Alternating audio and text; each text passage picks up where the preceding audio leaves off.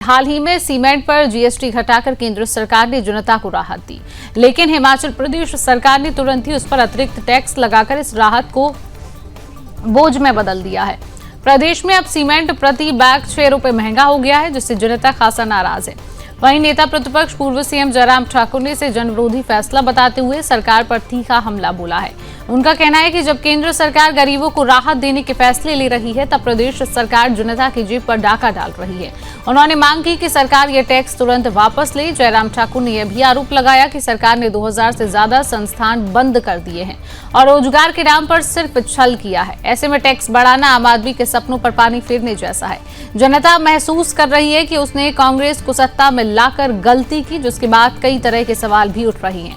क्या प्रदेश सरकार केंद्र की राहत नीति को असफल करने की कोशिश कर रही है?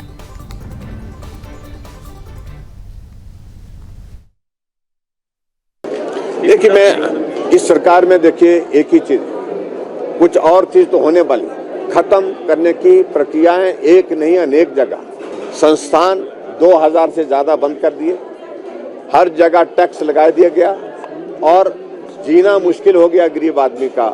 और उसके बाद बेरोजगारों को रोजगार देने की बातें कहते हुए सत्ता में आई थी, जिन्होंने कहा था पक्की नौकरी, 58 साल वाली नौकरी, पेंशन वाली नौकरी, और अब पद समाप्त कर दिए जा रहे हैं। और चाहे वो HPTDC है, चाहे वो इलेक्ट्रिसिटी बोर्ड है, चाहे वो ट्रांसपोर्ट है, चाहे कोई महकमा है, पद को कम किया जा रहा है और समाप्त किया जा रहा है युक्तिकरण के नाम से।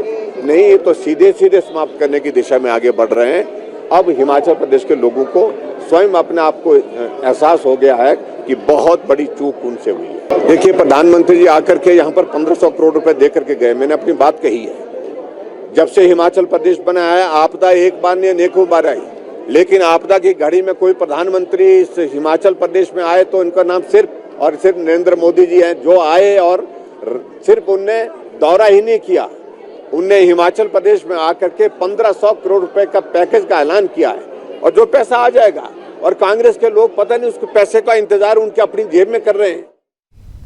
तो इसी खबर पर अधिक जानकारी लेंगे, हमारे साथ ब्यूरो चीफ विनोद पाठक जुड़ चुके हैं। विनोद, जिस तरीके से जीएसटी को लेकर राहत की खबर सामने आई, लेकिन वहां पर सरकार की मार भी आम जनता को झेलनी पड़ रही है।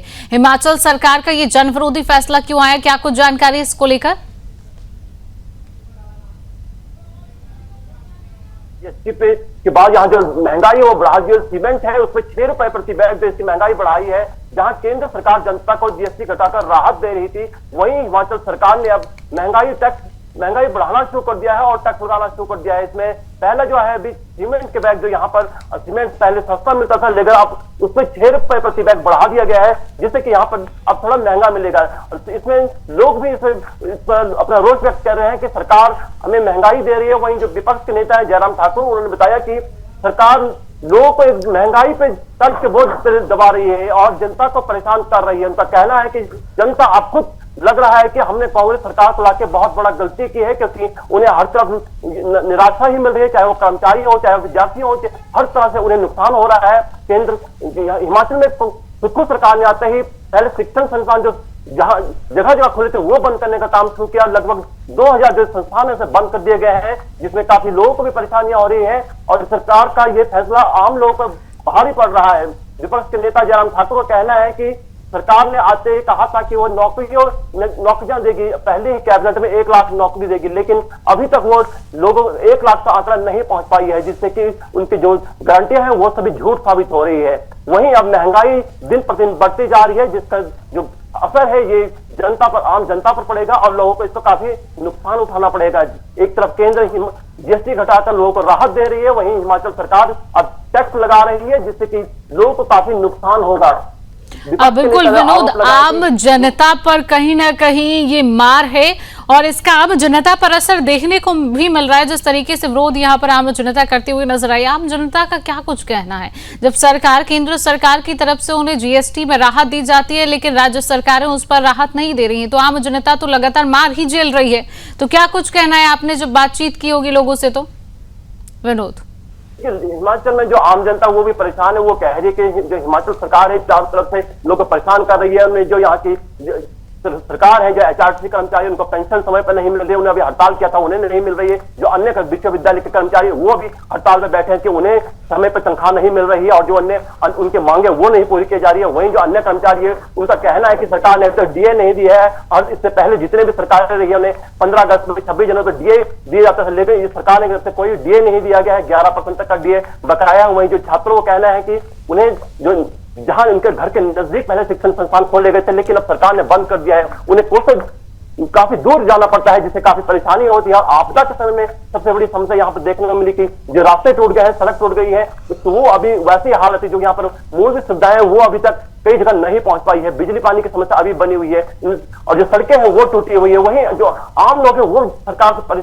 यहाँ परेशान नजर आ रहे हैं। इनको कहना है कि जब से हिमाचल में कांग्रेस सरकार बनी है उन्हें कहीं ना कहीं परेशानियां होता है। हर वर्ग यहाँ पर दुखी नजर आ रहा है, जो आम चाहे वो पेंशनर हो चाहे वो कर्मचारी हो, उन्हें कहना है कि उनकी कोई भी मांगे हैं जो वो नहीं पूरी की जाती है और उन्हें मजबूरन होकर सड़कों पर उतरकर सरकार का विरोध करना पड़ेगा। जी बिल्कुल विनोद, तमाम जानकारी साझा करने के लिए आपका बहुत बहुत धन्यवाद। तो आपने देखा किस तरीके से जीएसटी राहत पर राज्य सरकार की हिमाचल सरकार की आम जनता को मार झेलनी पड़ रही है। हिमाचल सरकार का जनविरोधी फैसला यहां पर सामने आया है। सीमेंट की कीमतों पर कहीं ना कहीं ये राजनीति की जा रही है।